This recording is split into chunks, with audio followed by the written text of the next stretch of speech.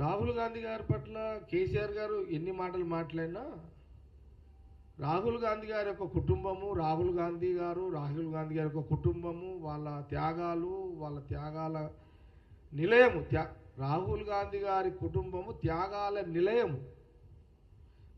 ఈ దేశ రాజకీయాలు, ఈ రాష్ట్రంతో పాటు దేశ రాజకీయాల్లో ఒక చరిత్ర గల కుటుంబం రాజకీయాల్లో ఉన్నది, ఎథిక్స్ తోటి ఉన్నది అని ఎవరయ్యా అంటే అది రాహుల్ గాంధీ గారి యొక్క కుటుంబము త్యాగాల కుటుంబం అని ఎవరమైనా ఒప్పుకోవాల్సిందే.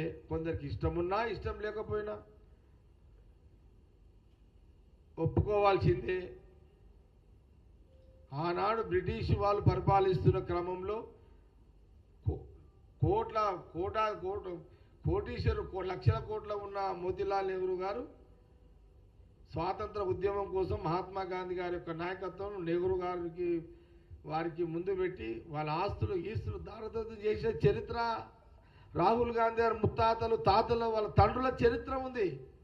ఆ చరిత్రని కేసీఆర్ గారు నోరు రానంత మాత్రాన పోదది.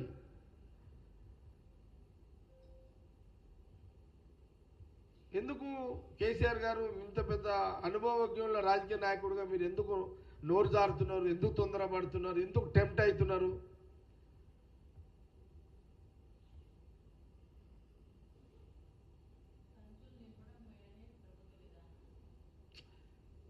సంచులు ఎవరు మొయ్యలేదు? కాంగ్రెస్ వాళ్ళు మోస్తున్నామా? టీఆర్ఎస్ మొయ్యలేదా? ఎక్కడెక్కడ మోసారు సంచులు? ఎక్కడెక్కడ నన్నడు కేసీఆర్ ఎక్కడెక్కడ మోయలేదు సంచులు? వాళ్ళు ఎక్కడెక్కడ పంపించారు? స్టేట్లు చెప్పారు. మహారాష్ట్ర పంపించారు, తమిళనాడు పంపించారు, పశ్చిమ బెంగాల్ పంపించారు, కర్ణాటక పంపించారు. అని ఎవరు ఇంకొకైనా ఢిల్లీకి కేజ్రీవాల్కి పంపించారు, ఒరిస్సాకు పంపించారు, పంజాబ్కు పంపించారు. ఇవనే జాగిరని ఇన్ని సంచులు పంపించారు మీరు. ఎక్కడి ఈ సంచులు ఇవన్నీ? మనము కేసీఆర్ గారు ఒక అనే ముందు ఒక బురదల రాయి, ఒక గుర్తులో రాయి అంటే నీకెన్ని రాళ్ళు పడితే అది చూసుకో.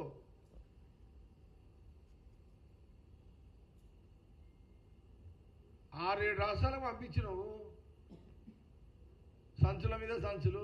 అన్న మామేమి ఎప్పుడన్నా అదే నడుస్తుంటాయి ఇవన్నీ.